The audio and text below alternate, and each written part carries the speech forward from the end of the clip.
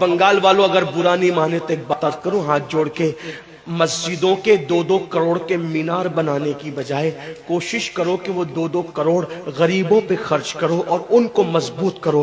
اگر ہماری قوم 10 سال میں مضبوط ہو گئی تو 2 نہیں بلکہ 10 کروڑ کے مینار ہم بنا سکیں گے۔ اس لیے میری گزارش ہے جلسوں کے خرچے بھی کم کرو، شادیوں کے خرچے بھی کم کرو اور سب خرچے کم کر کے اپنی قوم کو مضبوط کرو۔ حضور علیہ السلام اسی لیے تشریف لائے تھے۔ تو دیندار بنو، مالدار بنو، اور نمبر 3 ایجوکیشن پہ بہت محنت کرو۔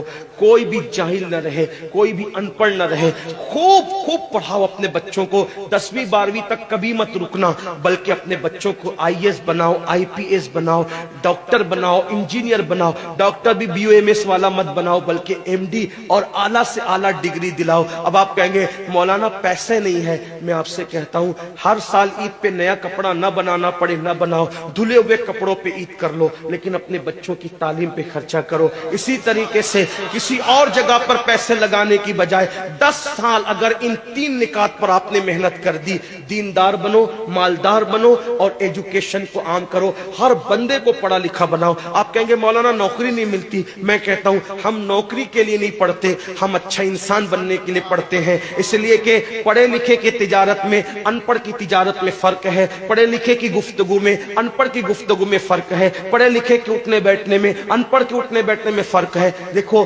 آپ یہ نہیں کہتا ہوں کہ آپ سب ان پڑھو، لیکن ایک بات آپ سے کہتا ہوں محفل میں پڑھے لکھوں کا انداز اور ہوتا ہے، ان پڑھ لوگوں کا انداز اور ہوتا ہے۔ کھانے میں، پینے میں، اٹھنے میں، بیٹھنے میں تعلیم کو عام کرو، دنیا بھی پڑھاؤ، آخرت بھی پڑھاؤ۔ اپنے بچوں کو اتنا علم دو کہ وہ مسلمان رہے، سچے مسلمان رہے، اور اپنی بچیوں کو بھی اتنا علم دو سچی پکی مسلمان رہے، اور اسکول، کالج، یونیورسٹی میں اعلیٰ سے اعلیٰ تعلیم دلاؤ۔ اور یاد رکھنا غربت کا بہانہ مت بناؤ۔ بیٹیا کی شادی ہوتی ہے تو لاکھوں روپے کہاں سے آتے ہیں، اور آپ سے کہتا ہوں 8 گھنٹے محنت کرنے کی بجائے 16 گھنٹے محنت کرو، محنت میں پیچھے مت ہٹو، اپنے بچوں کو پڑھاؤ۔ صرف 10-12 سال ہندوستان کے تمام مسلمان محنت کر کے اپنے بچوں پہ محنت کر لیں، کوشش کر لیں، کاوش کر لیں، تو دیکھنا نقشہ بدل جائے گا۔ یہ بھی آپ سے کہتا ہوں، ایک بات کہتا ہوں، منع نہیں کر رہا ہوں، اگر مجھ سے غلطی ہو تو میرے علماء اصلاح کریں گے، آپ میری ذات کو دیکھ کے قبول نہیں کرنا۔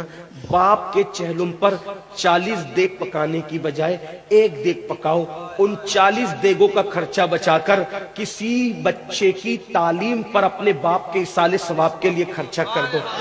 پیر صاحب کے مزار پر 1 لاکھ کی چادر لا کے ڈالنے کی بجائے 100 روپے کی چادر ڈال دو، باقی کے پیسے بچا کر غریبوں کی تعلیم پہ خرچہ کر دو۔ پیر صاحب کے ایصال ثواب کے لیے وہ اس 1 لاکھ کی چادر سے جتنا خوش ہوں گے وہ 100 روپے کی چادر سے بھی اس سے زیادہ خوش ہوں گے، کیونکہ آپ نے کسی کو اٹھا دیا، کسی کو آپ نے ترقی پہ لے گئے۔ ایک بات کہتا ہوں، میرا پیر جنتی ہے تو میرے پیر کو میری 1 لاکھ کی چادر سے کیا غرض، اس کو تو جنت میں اس سے بہتر لباس مل چکا ہے، اس کو تو 1 لاکھ کا اس سے بہتر لباس مل چکا ہے۔ تو یہ باتیں تلخ لگے معاف کرنا، لیکن آپ سے ایک بات کہتا ہوں، رسومات سے نکلو، حقیقتوں کی طرف آؤ، رسومات سے نکلو، سچائیوں کی طرف آؤ۔ ایک دوسرے کو گرانے کی کوشش مت کرو، ایک دوسرے کو اٹھانے کی کوشش کرو، آپس کے جھگڑے ختم کرو۔ تیرا سلسلہ بڑا، میرا سلسلہ بڑا، تیری برادری بڑی، میری برادری بڑی، تیرا پیر بڑا، میرا پیر بڑا۔